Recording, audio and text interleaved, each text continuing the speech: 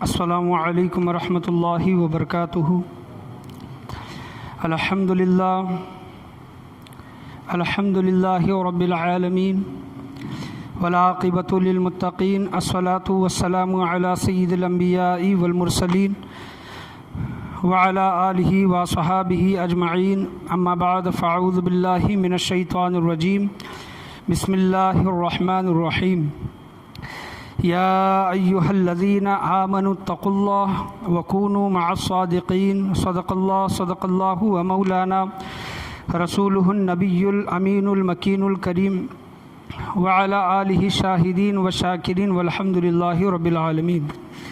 آئیے ہم اور آپ مل کر تقریر کا آغاز کرنے سے پہلے گنبد خضرا میں آرام فرمانے والے آقا جناب احمد مجتبیٰ محمد مصطفیٰ صلی اللہ علیہ وسلم کی بارگاہ مقدس بے پناہ میں درود و سلام کا ہدیہ نچھاور کریں۔ پڑھی بآواز بلند، اللہم صلی علی محمد وعلی آل محمد وبارک سلم صلی علیہ، الصلاۃ والسلام علیک یا رسول اللہ صلی اللہ علیہ وسلم۔ اور ایک مرتبہ عقیدت و محبت کے ساتھ نبی اور آل نبی کی بارگاہ میں درود و سلام کا ہدیہ نچھاور کریں۔ اللہم صلی علی محمد وعلی آل محمد وبارک سلم صلی علیہ، الصلاۃ والسلام علیک یا رسول اللہ صلی اللہ تعالی علیہ وسلم۔ بگرداب بلا افتاد کشتی، ضعیفان شکست را تو پشتی، بحق خواجہ عثمان ہارون، بحق خواجہ عثمان ہارون مدد کن یا معین الدین چشتی۔ صدق اللہ و مولانا رسولہ النبی الامین المکین الکریم۔ الحمدللہ آج میری تقریر کا عنوان سیرت خواجہ عثمان ہارونی رحمۃ اللہ علیہ، حضور حضرت سید خواجہ غریب نواز رحمۃ اللہ علیہ کے پیر و مرشد، ان کے متعلق آج شوال المعظم مکرم کا مہینہ چل رہا ہے اور 5 شوال المکرم کو آپ کا یوم وصال منایا جاتا ہے ہندوستان بھر میں اور دیگر ممالک میں۔ تو انہی کے متعلق انہی کی شان میں آج سیرت بیان کرنے کے لیے، واقعات بیان کرنے کے لیے میں آپ کے سامنے کھڑا ہوا ہوں۔ اللہ تبارک و تعالیٰ 11واں پارہ اور 4واں رکوع، اس میں ارشاد فرماتا ہے، اعوذ باللہ من الشیطان الرجیم، بسم اللہ الرحمن الرحیم۔ یا ایہا الذین آمنوا اتقوا اللہ وکونوا مع الصادقین۔ اے ایمان والو، یا ایہا الذین آمنوا اتقوا اللہ، اللہ سے ڈرو، وکونوا مع الصادقین، اور سچے لوگوں کے ساتھ ہو جاؤ، نیک لوگوں کے ساتھ ہو جاؤ۔ یہ اللہ تبارک و تعالیٰ کا فرمان ہے۔ تھوڑا آواز اس کا کم کریں، ہیمنگ ہو رہا ہے۔ تو حضور حضرت سید خواجہ عثمان ہارونی رحمۃ اللہ علیہ کی سیرت کے متعلق میں آپ کے سامنے بیان کرنے کے لیے کھڑا ہوا ہوں۔ تو آپ کے متعلق کتابوں میں یہ آیا ہے کہ آپ کا وطن خراسان، آپ کا وطن کیا ہے؟ حضرت عثمان ہارون رحمۃ اللہ علیہ کا ملک کیا ہے؟ خراسان ہے۔ اور آپ کس قصبے سے تعلق رکھتے تھے؟ ہارون قصبے سے تعلق رکھتے تھے۔ اور دیگر کتابوں میں ہرون بھی آیا ہے، ہرون قصبہ، علاقہ، ہرون سے بھی آپ تعلق رکھتے تھے، ہرون یہ بھی نام آیا ہے اور ہارون یہ بھی نام آیا ہے۔ لیکن عرف زبان میں، عرف عام میں یہ ہارون مشہور ہو گیا، اس وجہ سے آپ رحمۃ اللہ علیہ کو عثمان ہارونی کہا جانے لگا۔ عثمان ہرونی بھی کہتے ہیں بہت سے علماء، لیکن اکثر علماء عثمان ہارون رحمۃ اللہ علیہ سے ان کو یاد کرتے ہیں۔ آپ رحمۃ اللہ علیہ کی ولادت باسعادت 536 ہجری، عثمان ہارون رحمۃ اللہ علیہ کی، حضرت خواجہ عثمان ہارون رحمۃ اللہ علیہ کی ولادت پیدائش 536 ہجری بمطابق 1141 عیسوی میں آپ پیدا ہوئے، اور آپ سعادات کرام میں سے ہیں، یعنی آپ سید ہیں۔ اور علماء کرام اپنی کتابوں میں لکھتے ہیں کہ حضرت عثمان ہارونی رحمۃ اللہ علیہ یہ حسینی سید بھی ان کو کیا کہا گیا ہے؟ حسینی سید بھی آپ کو کہا گیا ہے، یعنی آپ سعادات کرام میں سے ہیں، سعادات کرام میں سے ہیں، سید گھرانے سے آپ تعلق رکھتے ہیں۔ اور آپ کے متعلق یہ بولا گیا کہ آپ بچپن ہی میں، یعنی بہت ہی کم عمری میں آپ نے قرآن کو کیا کر لیا؟ حفظ کر لیا۔ حضرت خواجہ عثمان ہارونی رحمۃ اللہ علیہ نے قرآن مجید فرقان حمید کو حفظ کیا، اور نیشاپور کے علماء، نیشاپور یہ بہت بڑا علاقہ ہے، علم کا منبع و مرکز ہے، نیشاپور کے علماء کی خدمت میں رہ کر فقہ، حدیث اور تفسیر کا علوم انہوں نے کیا کیا، حاصل کیا، حضرت خواجہ عثمانی ہارونی رحمۃ اللہ علیہ۔ اور بہت سے لوگوں میں یہ غلط فہمیاں ہوتی ہیں، یہ غلط خیالات یہ رونما ہوتے ہیں، ذہن میں آتے ہیں یا پھر ذہن میں ڈالے جاتے ہیں۔ یہ جو اولیاء اللہ جو ہوتے ہیں، جن کے مزار بنے ہوئے ہوتے ہیں، جن کی گنبدیں بنی ہوئی ہوتی ہیں، یہ کیا سمجھتے ہیں کہ انہوں نے صرف ریاضت کی مجاہدہ کیا، نہیں، اگر علماء کرام کی کتابوں کو اٹھا کر دیکھیں گے تو اولیاء اعظام کی زندگیاں ہمیں اس طرح ملتی ہیں کہ وہ قرآن کے حافظ تھے، یعنی انہوں نے حدیث کا بھی علم حاصل کیا، یعنی قرآن کی تفسیر کا بھی انہوں نے کیا کیا، علم حاصل کیا، علم فقہ بھی حاصل کیا، اس کے علاوہ دیگر علوم سے وہ کیا ہوئے، سرفراز ہوئے۔ یعنی جو بھی اللہ والا ہوتا ہے، جو اللہ کے نیک متقی پرہیزگار بندے جو ہوتے ہیں، وہ جاہل نہیں ہوتے، بلکہ قرآن کا علم رکھنے والے ہوتے ہیں، حدیث کا علم رکھنے والے ہوتے ہیں، فقہ کا علم رکھنے والے ہوتے ہیں۔ اسی طرح حضرت سید خواجہ عثمان ہارونی رحمۃ اللہ علیہ کے متعلق یہ آیا ہے کہ آپ حافظ بھی تھے، آپ حدیث کا بھی علم رکھتے تھے، آپ نے تفسیر بھی علماء کی صحبت میں رہ کر پڑھی ہے، اور آپ نے فقہ کا بھی علم کیا کیا ہے، حضرت عثمان ہارونی رحمۃ اللہ علیہ نے حاصل کیا ہے۔ آپ کہ پیر و مرشد کا نام حضرت خواجہ حاجی شریف زندنی رحمۃ اللہ علیہ، حضرت خواجہ عثمان ہارونی رحمۃ اللہ علیہ کے پیر و مرشد کا نام حضرت خواجہ حاجی شریف زندنی رحمۃ اللہ علیہ کے ہاتھ پر کیا ہوئے، آپ بیعت ہوئے۔ یعنی دیکھیں کہ حضرت خواجہ عثمان ہارونی رحمۃ اللہ علیہ نے قرآن کا علم حاصل کیا، حدیث کا علم حاصل کیا، فقہ کا علم حاصل کیا، اور دیگر جو بھی علوم ہیں، جو ضروریاتی علوم ہیں، وہ تمام چیزیں انہوں نے حاصل کی۔ یہ تمام چیز، یہ علوم حاصل کرنے کے بعد ان کے دل میں یہ خیال ہوا کہ اب کسی سچے پیر کامل کی تلاش کی جائے، یعنی پیر کامل کی تلاش کی جائے، اور ان کے ہاتھ پر بیعت کر کے آگے کے راہ طے کیے جائیں، آگے کے راہ سلوک طے کیے جائیں۔ بتانے کا یہاں پر میں یہ چیز آپ کے سامنے کیوں بتا رہا ہوں کہ کچھ لوگوں کے پاس کچھ علم آ جاتا ہے، کچھ چیزیں علم کی آ جاتی ہیں، تو وہ کیا سمجھنے لگتا ہے، اپنے آپ کو کمال کا سمجھنے لگتا ہے، اپنے آپ کو بڑا سمجھنے لگتا ہے۔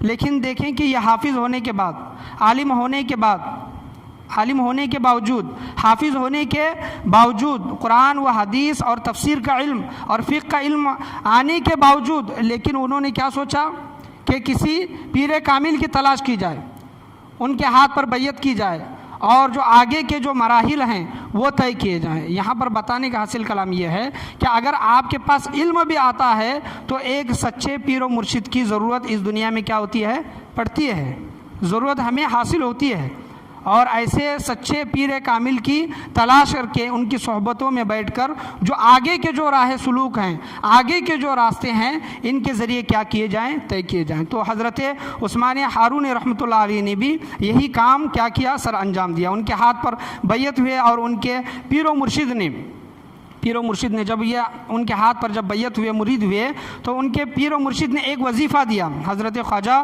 عثمان ہارونی رحمۃ اللہ علیہ کو، اور ایک عمل ان کو بتایا کہ اے عثمان، تم دن میں روزہ رکھو اور رات میں کیا کرو، عبادت کرو۔ دن میں روزہ رکھو اور رات میں عبادت کرو، اور تمہارا روزانہ کا جو وظیفہ ہے، دن بھر کا یا پھر رات بھر کا جو وظیفہ ہے، وہ ہے لا الہ الا اللہ محمد الرسول اللہ صلی اللہ تعالیٰ علیہ وسلم۔ لا الہ الا اللہ محمد الرسول اللہ صلی اللہ تعالیٰ علیہ وسلم نے، ان کے پیر و مرشد نے یہ وظیفہ ان کو دیا، اور یہ وظیفہ انہوں نے کتنے سال کیا، اور جو عمل بتایا تھا حضرت خواجہ عثمانی ہارونی رحمۃ اللہ علیہ کے پیر و مرشد نے، جو ان کو وظیفہ بتایا تھا اور جو عمل بتایا تھا، انہوں نے وہ عمل 2.5 سال کیا۔ اللہ اکبر، سبحان اللہ، کتنے سال؟ 1 دن نہیں، 2 دن نہیں، 1 مہینہ نہیں، 2 مہینہ نہیں، بلکہ 2.5 سال انہوں نے اپنے پیر و مرشد کے اس حکم پر انہوں نے عمل کیا، اور وہی وظیفہ وہ 2.5 سال کیا کرتے رہے، پڑھتے رہے۔ تو ہم لوگ یہ سمجھتے ہیں، ہمارے ذہنوں میں یہ بات آئی ہوئی ہے کہ فلاں وظیفہ کریں گے، فلاں چیز کریں گے تو ہمارا کام ہو جائے گا. بے شک فلاں وظیفے میں بھی اللہ تبارک و تعالیٰ نے برکتیں، رحمتیں اور اسباب اللہ تبارک و تعالیٰ نے رکھے ہیں. لیکن جب حضور صلی اللہ تعالیٰ علیہ وسلم کی احادیث کریمہ پر ہم نظر ڈالتے ہیں تو اللہ تبارک و تعالیٰ کے پیارے نبی کریم صلی اللہ علیہ وسلم نے ارشاد فرمایا کہ سب سے افضل ذکر، افضل الذکر، آپ صلی اللہ علیہ وسلم نے فرمایا کہ لا الہ الا اللہ محمد الرسول اللہ صلی اللہ علیہ وسلم. تو اگر کوئی ہمیں وظیفہ دیتا ہے تو ہم کیا سمجھتے ہیں کہ یہ تو صرف ہلکا وظیفہ ہے، یہ معمولی وظیفہ ہے. ہمارے نزدیک ہم یہ سمجھتے ہیں کہ ہمارے پیر صاحب ہو یا پھر کوئی دیگر عالم ہو یا پھر عامل ہو، ایسا وظیفہ دے کہ وہ کرنے میں بھی مشکل ہو اور اس میں دیر بھی لگے.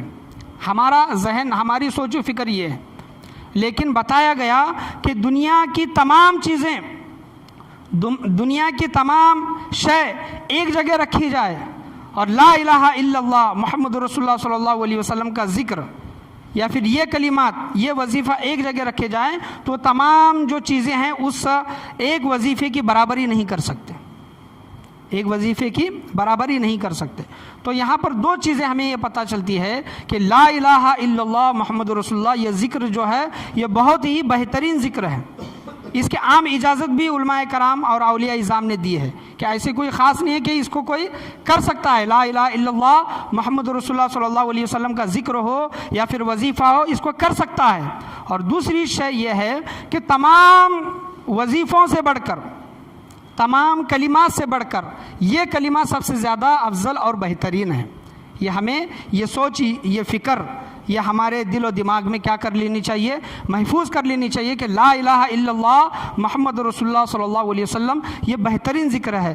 پڑھنے میں معمولی، زبان پر ہلکا، لیکن اس کے فائدے بہت زیادہ ہیں. یاد رکھیں، میں انشاءاللہ آپ کے سامنے آگے میں بیان کروں گا کہ حضرت عثمان ہارونی رحمۃ اللہ علیہ کا مقام و مرتبہ، ان کی سیرت، ان کے واقعات، چند آج واقعات میں بیان کروں گا. اتنا وقت نہیں ہے، 2-3 واقعات بیان کر کے میں اپنی تقریر کو مختصر کرنا چاہوں گا. تو ان کے پیر و مرشد نے کیا کیا، یہ وظیفہ، یہ عمل ان کو دیا تو انہوں نے 2.5 سال یہ عمل اور یہ وظیفہ انہوں نے کیا. حضرت خواجہ حاجی شریف زندانی رحمۃ اللہ علیہ، حضرت خواجہ عثمان ہارونی رحمۃ اللہ علیہ کے پیر و مرشد نے جب ان کو خلافت دی اور اجازت دی کہ مرید کر سکتے ہیں تو وہ نکل پڑے حضرت خواجہ عثمان ہارونی رحمۃ اللہ علیہ اور حضرت خواجہ غریب نواز رحمۃ اللہ علیہ، ان کی صحبت، حضرت خواجہ عثمان ہارونی رحمۃ اللہ علیہ کی صحبت میں حاضر ہوئے.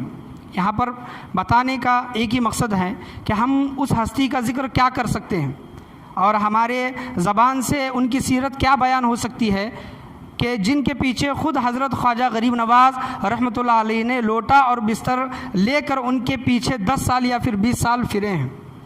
کون؟ ہندل ولی، ہند کے راجہ حضرت خواجہ غریب نواز رحمۃ اللہ علیہ، جن کے مرید ہیں، جن کے خلیفہ ہیں، ان کے پیچھے، ان کی صحبت میں حضرت خواجہ عثمان ہارونی رحمۃ اللہ علیہ کے پیچھے، ان کی صحبت میں، ان کی خدمت میں 10 سال، بعض روایتوں میں آیا ہے کہ 20 سال آپ نے ان کی خدمت کی ہے. حضرت خواجہ عثمان ہارونی رحمۃ اللہ علیہ کا اس ہستی کا ہم کیا ذکر کر سکتے ہیں؟ بس ہم سے جتنا ہو سکتا ہے ہم اتنا ذکر کر رہے ہیں اور ان کا ذکر ہم کیا کر رہے ہیں، سن رہے ہیں. تو حضرت خواجہ غریب نواز رحمۃ اللہ علیہ جب ان کی خدمت میں رہے اور پیر و مرشد ان سے خوش ہوئے حضرت خواجہ عثمان ہارونی رحمۃ اللہ علیہ نے، تو انہوں نے اپنی زندگی میں 2 دعائیں مانگی تھی. حضرت خواجہ عثمان ہارونی رحمۃ اللہ علیہ نے 2 دعائیں مانگی تھی کہ اے باری تعالیٰ، جب تو مجھے موت دے تو مکہ معظمہ میں موت دے.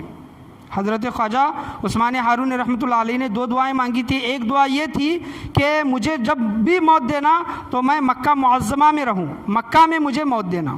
اللہ نے ان کی دعا قبول کی اور وہ مستجیب الدعوات بھی تھے. حضرت خواجہ عثمان ہارونی رحمۃ اللہ علیہ جب بھی دعا مانگتے اللہ تبارک و تعالیٰ ان کی دعا کو کیا کرتا؟ قبول فرماتا. مستجیب الدعوات، جن کی دعا رد نہیں ہوتی، جن کی دعا ہمیشہ قبول کی جاتی ہے، ان کو بولا جاتا ہے. اور انہوں نے دوسری دعا یہ مانگی تھی کہ میرے فرزند، یعنی میرا بیٹا، میرا مرید حضرت خواجہ معین الدین چشتی رحمۃ اللہ علیہ کو ایسی ولایت عطا کرنا کہ ایسی ولایت کسی کو عطا نہ ہوئی ہو. ان کو ایسی ولایت عطا کرنا کہ ایسی ولایت کسی کو عطا نہ ہوئی ہو۔ دیکھو کہ ہندوستان بھر میں آج ان کے ڈنکے بجتے ہیں، کوئی دعوت نہیں دیتا، کوئی نہیں بلاتا۔ یہاں پر مسجدوں میں یا پھر مجلسوں میں یا پھر اجتماع میں لوگوں کو بلانا پڑتا ہے، لیکن جب ان کے عرس مبارک کا موقع آتا ہے تو ہزاروں لاکھوں کی تعداد میں لوگ حاضری دینے کے لیے وہاں پر جاتے ہیں۔ تو یہ اللہ تبارک و تعالیٰ نے لوگوں کے دلوں میں ان کی محبت ڈال دیا ہے قیامت تک، یہ محبت کوئی نہیں نکال سکتا، یاد رکھیں۔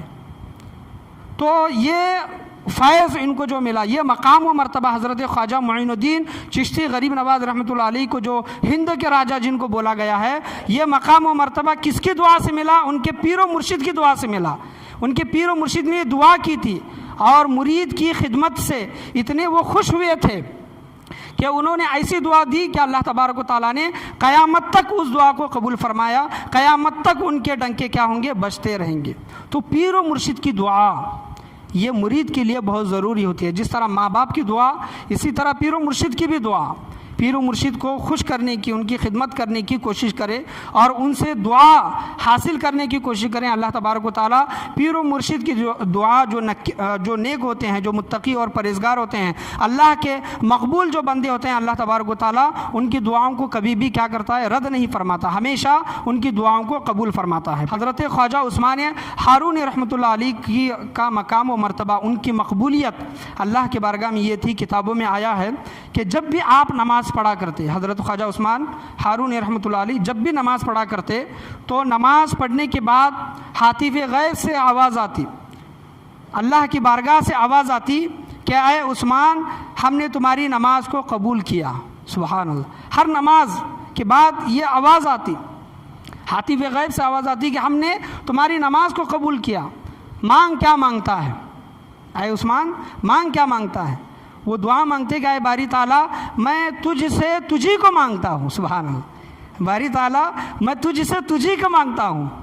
سبحان اللہ، کیا دعا ہے کہ باری تعالیٰ عطا کر، لیکن میں تجھ کو مانگتا ہوں۔ تو اللہ تبارک و تعالیٰ کی بارگاہ سے آواز آتی ہے کہ قبول کیا، عطا ہوا، مانگ اور کیا مانگتا ہے؟ تو امت محمدی کی بخشش و مغفرت فرما، یہ دوسری دعا انہوں نے مانگی ہر نماز میں۔ اور حضرت خواجہ عثمان ہارون رحمۃ اللہ علیہ اللہ کی بارگاہ میں یہ دعا کرتے کہ امت محمدی کی بخشش و مغفرت فرما۔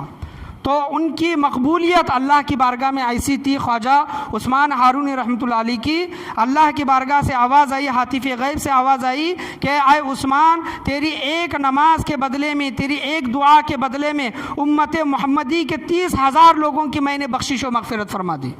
30,000 لوگوں کی بخشش و مغفرت، ایسی بشارت، ایسی عطا ان کو ہر نماز میں عطا ہوتی، ہر نماز میں، 5 وقتوں کی نماز میں ادا ہوتی۔ تو دیکھیں کہ حضرت خواجہ عثمان ہارون رحمۃ اللہ علیہ نے اپنی زندگی میں کتنے نمازیں پڑھی ہوں گی اور کتنے لوگوں کی بخشش و مغفرت اللہ تبارک و تعالیٰ نے ان کے ذریعے کی ہوگی، عطا کی ہوگی، کہ ان کے ذریعے اللہ تبارک و تعالیٰ نے بہت سے لوگوں کی بخشش و مغفرت کی۔ تو یہاں پر غور کرنے کا، سوچنے کا یہ مقام ہے کہ جب بھی ہم نماز پڑھتے ہیں، نماز ایک ایسی شے ہے، نماز ایک ایسا ذکر ہے، ایک ایسی عبادت ہے کہ نماز پڑھنے کے بعد بندہ اللہ کی بارگاہ میں جو دعائیں مانگتا ہے، ایک تو نماز پڑھنے سے وہ گناہوں سے تو پاک و صاف ہو ہی جاتا ہے، لیکن نماز کے صدقے میں اللہ تبارک و تعالیٰ اس بندے کی دعا کو بھی قبول فرماتا ہے۔ تو نماز کے بعد ہمیشہ اللہ کی بارگاہ میں بیٹھ کر کیا کریں؟ رو کر، گڑ گڑا کر دعا مانگنے کی کوشش کریں، اپنا معمول بنا لیں، اپنا معمول بنا لیں کہ اللہ کی بارگاہ میں ہمیشہ اپنے لیے ہو یا پھر دوسرے لوگوں کے لیے ہو، دعائے مغفرت ہو یا پھر دین و دنیا کا کوئی کام ہو تو اللہ کی بارگاہ میں دعا مانگنے کی کوشش کریں۔ حضور حضرت سید خواجہ غریب نواز رحمۃ اللہ علیہ اپنی سوانح حیات، اپنی حیات کا واقعہ بیان کرتے ہیں۔ حضور خواجہ غریب نواز، میں اپنے پیر و مرشد کے ساتھ تھا، کسی سفر میں تھا اور دریا دجلہ سامنے آ گیا۔ کیا آ گیا؟ دریا دجلہ۔ اور آج کے لوگ یہاں پر بتاتے ہیں کہ دریا دجلہ ایسے ٹھاٹے مارتا ہے، ایسا پانی ہے وہ جوش مارنے والا کہ اس وقت اس کا حال کیا ہوگا دریا دجلہ کا۔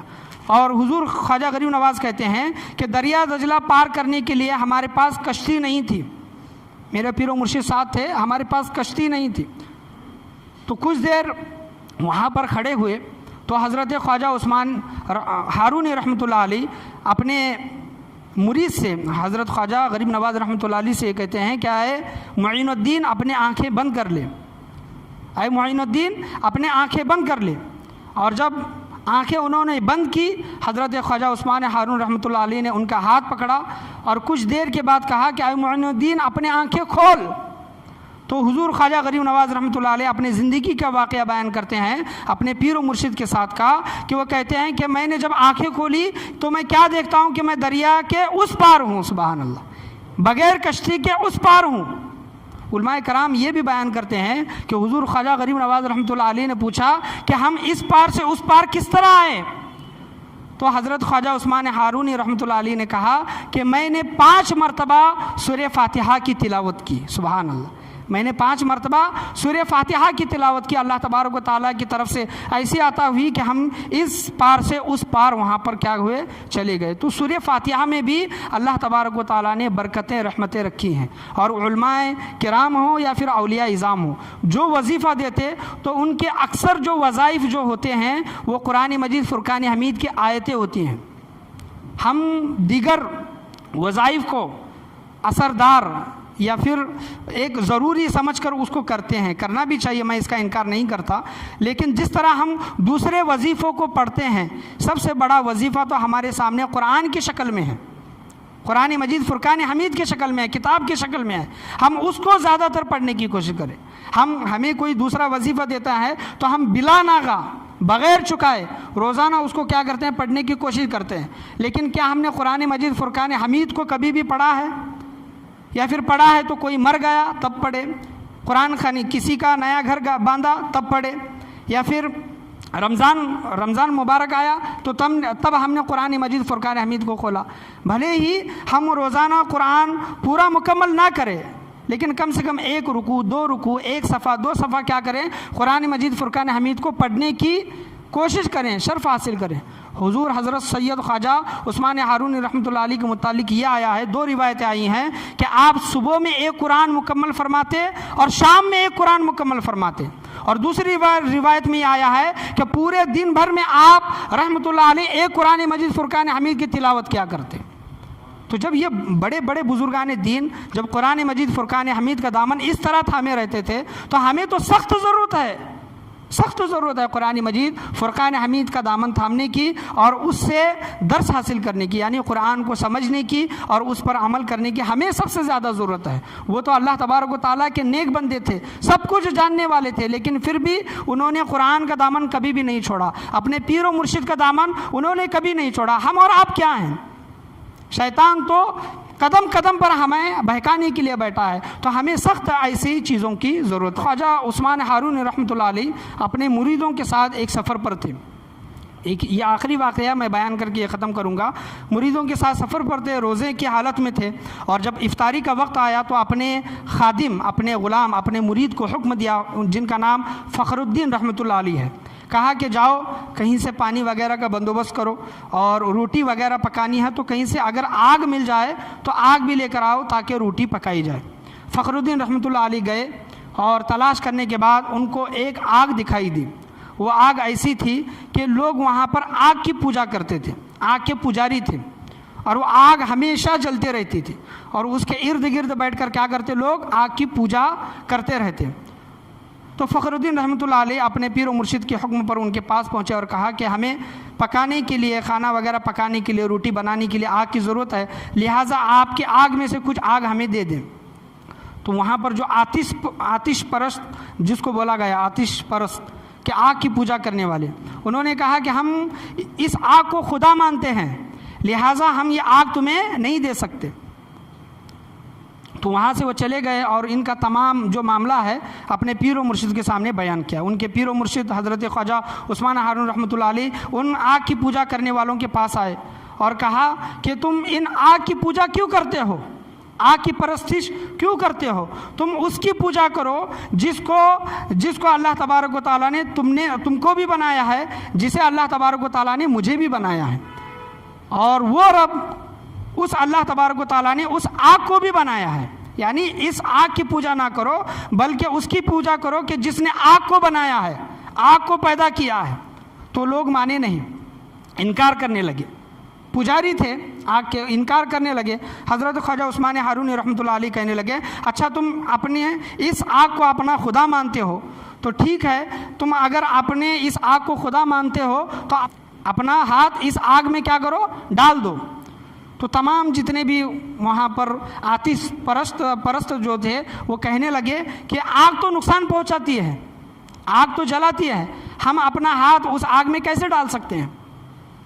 तो हज़रत ख्वाजा उस्मान हारूनी रहमतुल्लाह अलैह बिस्मिल्लाहिर्रहमानिर्रहीम कुल्ना या नारू कुनी बरदम व सलामन अला इब्राहीम, यानी आए आग इब्राहिम पर ठंडी हो जा, जो अल्लाह तबारक व तआला ने 23वें पारे में हज़रत इब्राहिम अलैहिस्सलाम के मुतालिक जो फरमाया है कि आए आग इब्राहिम पर ठंडी हो जा, ये ज़िक्र, ये आयत कुरान मजीद फुरकान हमीद में है। उन्होंने बिस्मिल्लाहिर्रहमानिर्रहीम पढ़ी और कुल्ना या नारू कुनी बरदम व सलामन अला इब्राहिम ये पढ़ी। वो जो सरदार था, मजूसियों का जो सरदार था, उसके गोद में उसका 7 साला बच्चा था, उसके 7 साला बच्चे को लेकर उस आग में कूद गए, चले गए उस आग में। हज़रत ख्वाजा उस्मान हारूनी रहमतुल्लाह अलैह, बहुत देर गुजर गई, लोग परेशान, लोग चीखने लगे, चिल्लाने लगे। दूसरे इलाके के लोग जो आग की पूजा करने वाले थे हज़ारों की तादाद में वहाँ पर जमा हो गए, हज़ारों की तादाद में वहाँ पर जमा हो गए। कुछ देर, एक पहर गुजरने के बाद हज़रत ख्वाजा उस्मान हारूनी रहमतुल्लाह अलैह उस बच्चे के साथ सही व सलामत उस आग से बाहर आ गए।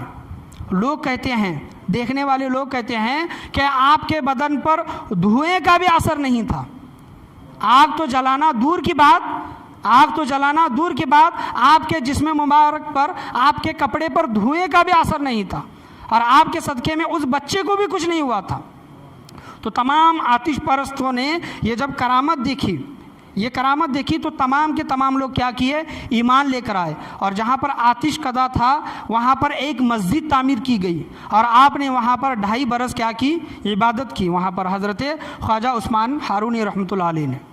यहाँ पर बाज़ लोग ये भी सवाल करते हैं कि वो तो अल्लाह तबारक व तआला के वली थे, उनको तो आग जला नहीं सकती। चलो ठीक है, एक बात मान लेते हैं कि वो तो अल्लाह के वली थे, उनको तो आग जला नहीं सकती, अल्लाह ने उनको उस आग से महफूज रखा, इस वजह से वो बच गए। लेकिन जो मैंने आपके सामने जो शुरू में जो आयत पढ़ी, या अय्युहल्लज़ीना आमनु तक़ुल्लाह वकूनु मअस सादिक़ीन, आए ईमान वालों अल्लाह से डरो और सच्चों के साथ हो जाओ। उलमाए कराम ये बयान करते हैं कि बेशक हज़रत ख्वाजा उस्मान हारून रहमतुल्लाह अलैह मुसलमान थे, ईमान वाले थे, अल्लाह के नेक बंदे थे, वली थे, इस वजह से उनको आग जला नहीं पाई।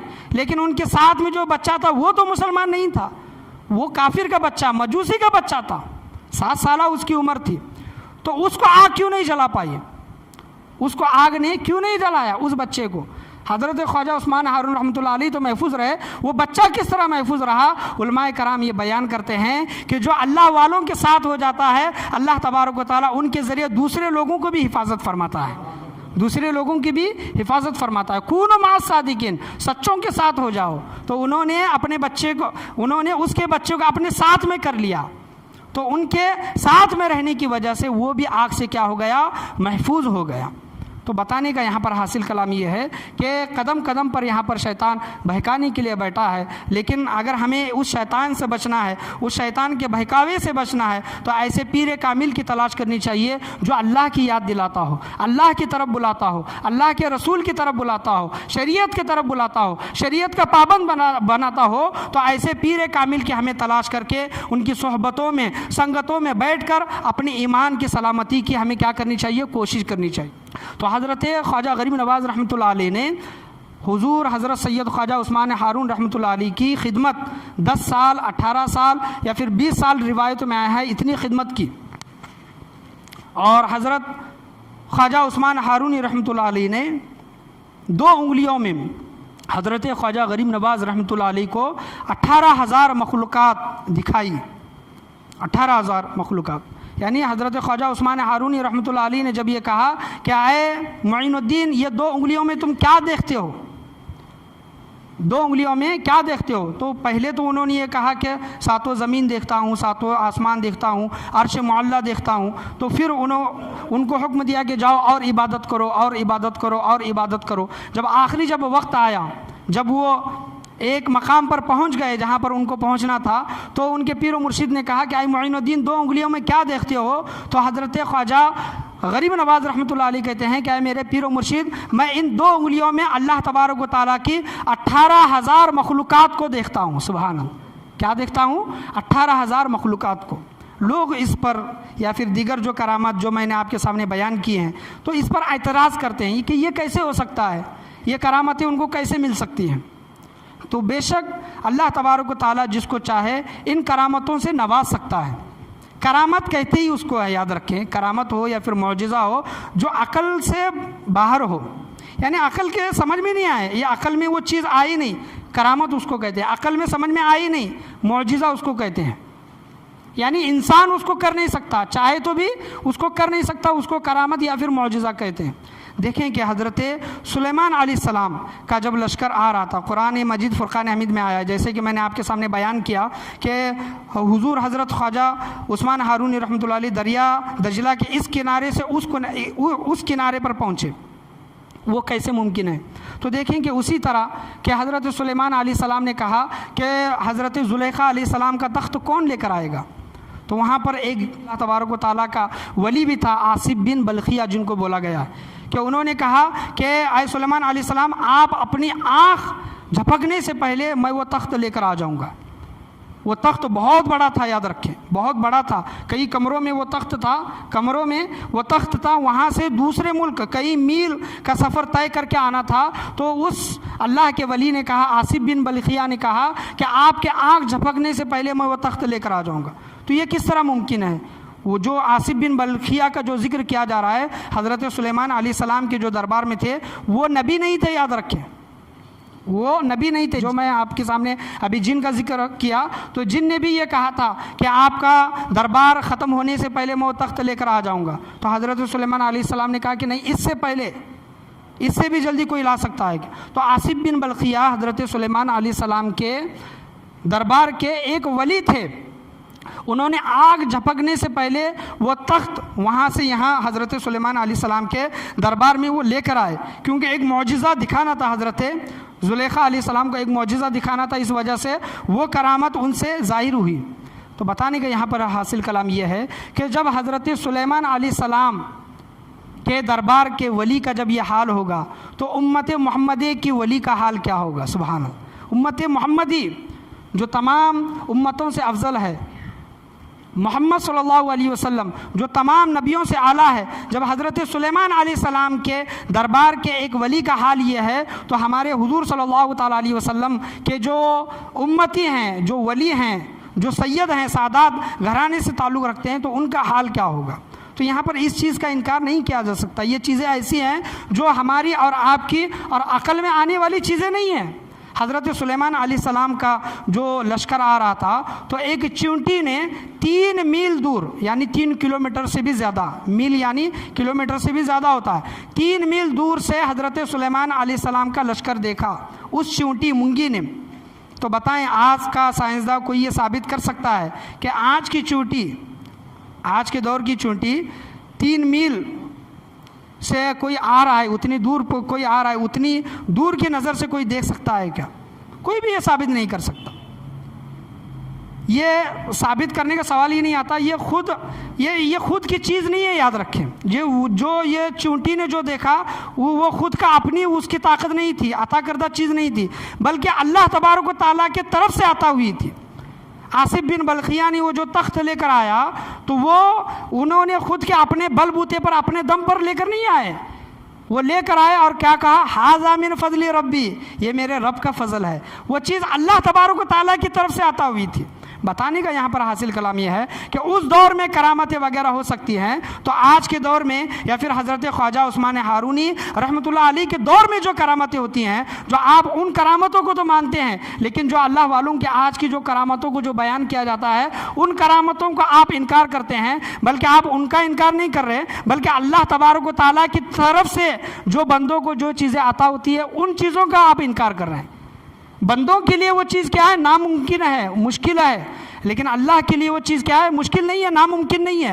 اللہ تبارک و تعالیٰ جس سے چاہے جو چیز کیا کرے؟ کروا لے۔ یہ اللہ تبارک و تعالیٰ کی مرضی ہے، یہ اللہ تبارک و تعالیٰ کی عطا ہے۔ بتانے کا یہاں پر حاصل کلام یہی ہے کہ جو یہ کرامتیں جو یہ بزرگان دین سے جو ثابت ہوتی ہیں یہ اسی طرح حق ہیں جس طرح قرآن مجید فرقان حمید میں کرامتوں کا جو ذکر اللہ تبارک و تعالیٰ نے قرآن مجید فرقان حمید میں ارشاد فرمایا ہے۔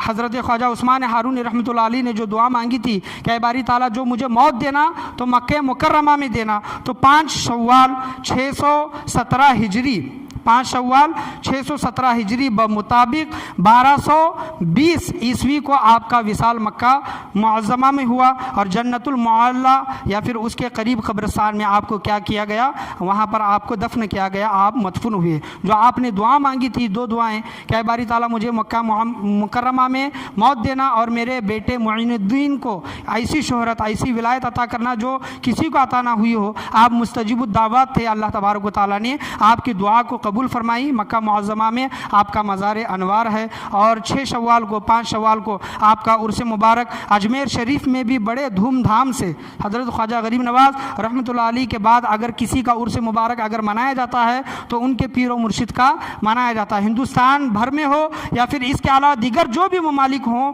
تو ان کا عرس مبارک منایا جاتا ہے۔ 6 شوال 5 شوال کو آپ کا عرس مبارک منایا جاتا ہے۔ شاہی علی رضا مسجد میں بھی انشاءاللہ عز و جل ہر سال کی طرح اس سال بھی عرس مبارک منایا جائے گا۔ آپ اس میں شرکت فرمانے کی کوشش کریں۔ ہم ان کا نام لیتے ہیں، کن کا نام؟ حضرت خواجہ غریب نواز رحمۃ اللہ علیہ کا نام لیتے ہیں، ان کے چرچے کرتے ہیں، ان کے نام لیوا ان کے غلام ہیں۔ جب ان کا حال یہ ہے، خواجہ غریب نواز رحمۃ اللہ علیہ کا حال یہ ہے، تو ان کے پیر و مرشد کا حال کیا ہوگا، جنہوں نے حضرت خواجہ غریب نواز رحمۃ اللہ علیہ کو اس مقام پر پہنچایا، اس مقام پر۔ اور حضور خواجہ غریب نواز رحمۃ اللہ علیہ کو 2 انگلیوں میں 18,000 مخلوقات انہوں نے دکھائی خواجہ غریب نواز رحمۃ اللہ علیہ کو۔ کیا وہ خود دیکھنے والے نہیں تھے؟ بے شک انہوں نے اس مقام پر پہنچے تھے۔ وہ اسی وجہ سے جو اس مقام پر پہنچتا ہے وہی اس مقام کی معرفت اپنے مریدوں کو کراتا ہے، اپنے خلیفاؤں کو کراتا ہے۔ بے شک وہ بہت بڑی ہستی ہے، ان کا ذکر زیادہ نہیں کیا جاتا۔ میں تو آپ کو یہی کہنا چاہوں گا، جہاں پر حضرت خواجہ غریب نواز رحمۃ اللہ علیہ کا ذکر کیا جاتا ہے ان کے ساتھ ساتھ ان کے پیر و مرشد کا بھی ذکر کیا جائے۔ حضور خواجہ غریب نواز رحمۃ اللہ علیہ ان کے پیر و مرشد کے صدقے میں اس مقام و مرتبے پر پہنچے ہیں، تو ان کے پیر و مرشد کو بھی فراموش نہ کریں، نہ بھولیں، ان کے پیر و مرشد کو بھی یاد کریں۔ اور ہم جس سلسلے سے وابستہ ہیں، ہم جس پیر سے وابستہ ہیں، ان سے سچی عقیدت و محبت رکھیں۔ بے شک اللہ تبارک و تعالیٰ پیر و مرشد کے ذریعے مریدوں پر بہت سی عنایات اور فضل و رحمتیں اللہ تبارک و تعالیٰ اتارتا ہے۔ اللہ سے دعا ہے کہ اللہ تبارک و تعالیٰ ہم تمام لوگوں کو بولنے سننے سے زیادہ عمل کی توفیق عطا فرمائے۔ اللہ نے جو قرآن مجید فرقان حمید میں یہ فرمایا ہے کہ یا ایھا الذین آمنوا اتقوا اللہ، اے ایمان والو اللہ سے ڈرو، وکونوا مع الصادقین، اور سچوں کے ساتھ ہو جاؤ۔ جب تک ہم اس دنیا میں باقی ہیں، جب تک اس دنیا میں ہم زندہ ہیں، سچے لوگوں کے ساتھ اللہ تبارک و تعالی ہمیں بیٹھنے اور اٹھنے کی اور ان کی سنگتیں اختیار کرنے کی توفیق عطا فرمائے۔ آج کے درس میں بولنے میں، سننے میں، سمجھانے میں کسی بھی قسم کی غلطی، کمی بیشی، کوتاہی، خامی ہوئی ہو، اللہ تبارک و تعالی اسے معاف عطا فرمائے، بولنے سننے سے زیادہ اس پر عمل کرنے کی توفیق عطا فرمائے۔ اللہ تبارک و تعالی ہمیں متقی، پرہیزگار اور کامل پیر کی تلاش کر کے ان کی صحبت حاصل کرنے کی توفیق عطا فرمائے۔ لا الہ الا اللہ محمد الرسول اللہ صلی اللہ تعالی علیہ وسلم، وآخر دعوانا ان الحمد للہ رب العالمین۔